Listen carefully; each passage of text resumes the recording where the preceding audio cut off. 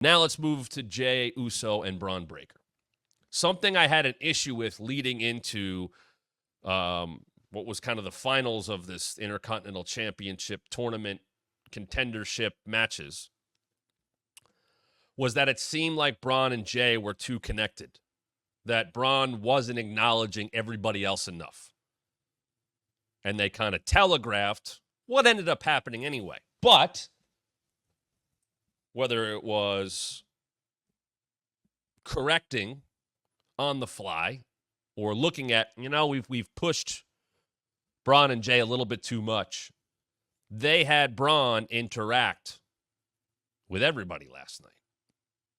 And I think that added to the match, and it added to the credibility, or at least the possibility of anybody winning that match. Now, Braun, the only thing, though, Braun's embroiled with Bronson Reed. That had to take a little detour last week because of Bronson having COVID.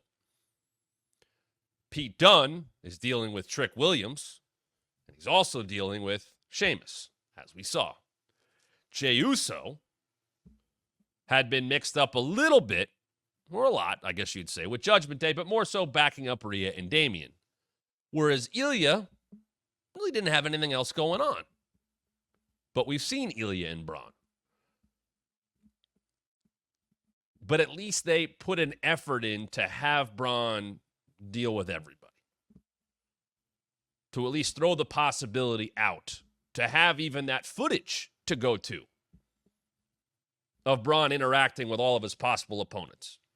And they have the match, and the crowd is hot for it, and everybody gets their spots. I got to be honest, it's a little bit of a bummer to watch Braun run sometimes, because you can just tell he's slowed down a little bit, and they have the runaround spot. And people pop for it, so don't get me wrong. But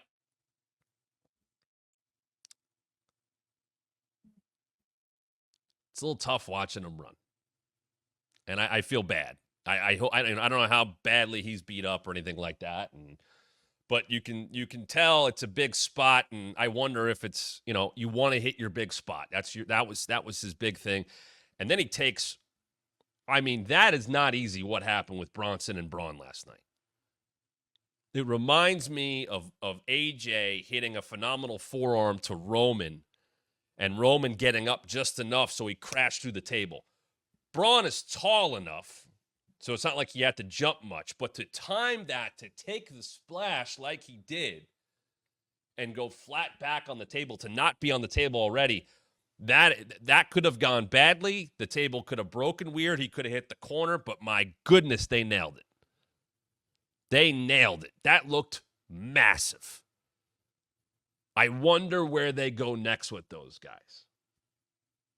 Because there's like a feeling of, do they go last man standing? Are we at that level? Maybe they do.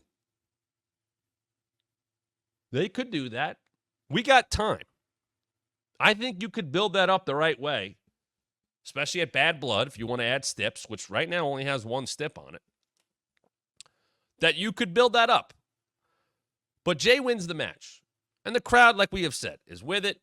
I've said that plenty. I don't know if they've been super with his match in-ring work, but he's over. Yeet's over. The entrance is over.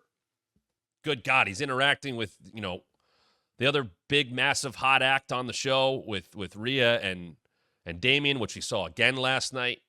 So he wins. So now you have a Raw rookie who's already the Intercontinental Champion, a Raw rookie. I know he's been on NXT, that you're going with in Braun Breakker. Like I said recently, go back and watch it at thewrestlingmatchshow.com, that the booking of Gunther, there's been a domino effect of, will Sami Zayn beat him for the Intercontinental Championship, which made beating Sami a bigger deal because he got through Chad Gable and Bronson Reed and all that stuff. And then what happens? Well, Braun Breakker eventually beats him. So Braun Breakker has defeated the guy who ended the unbelievable record-setting run of Gunther as Intercontinental Champion. So now you've put Braun at a pretty high level, and you're clearly going with him. It's very simple. An upstart guy you see a lot in, who can run through people. Okay, And then you have now Jey Uso, who feels like while he is over at the level that you want him to be, what do you do with this match? Now, the obvious, and I just saw Nerdy Dude say it. I hate to say it, but I already know that Jey won't win the belt because of Judgment Day interference, although I'd love to see Ilya pick up the win instead of Jey, but that's just my opinion. You have this. That's a good-looking match on paper. Obviously, the people are behind Jey Uso. There's no doubt about that. But you also have the consistently booked, the building of Bron Breakker, who they obviously see a lot in, and I understand that, as they should. But is Bron beating Jey Uso clean? If Bron is a heel as he is, does it matter as much if Bron beats Jey with some outside interference?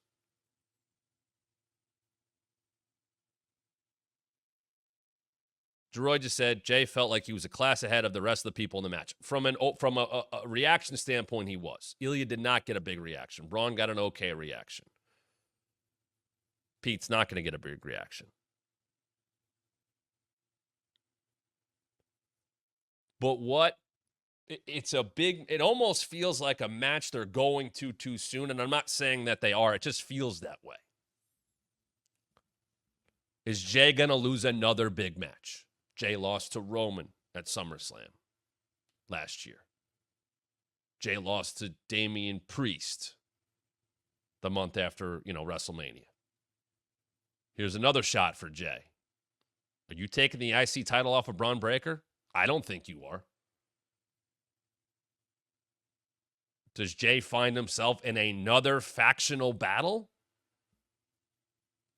Because if you think about it, he came over to Raw because Cody helped him and was battling Judgment Day.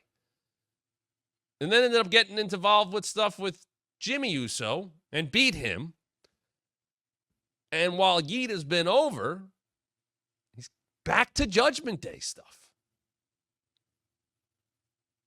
This is a little side quest, or more than a little side quest, with the Intercontinental Championship. And I will tell you, there were plans at the beginning of the year for Jey and Gunther to happen for the IC title. They ended up doing it on Raw, but that was in play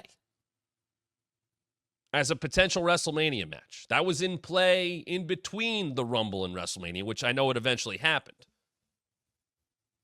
That was in play. How about this? Jey beating Gunther was in play for the IC title before WrestleMania, with the idea of doing Jimmy Jey for the IC title at WrestleMania. I know that was talked about. So there's a little news. They didn't do it. What they ended up doing, I think, worked out. But now Jey is back to the IC title against a different opponent in Bron Breakker. But you have Jey, I think, established for the most part towards the top of the card without that big signature win to his name. Braun is obviously someone that they're going with. So what does a match like this look like? Is it just as simple as Judgment Day getting involved because Jey's gotten involved in their business? Perhaps it is. Would that be a letdown, though? Because this feels like a match that the company would probably love to do again down the road with even bigger stakes, maybe world championship aspirations. They have some interesting booking decisions to make as it relates to that.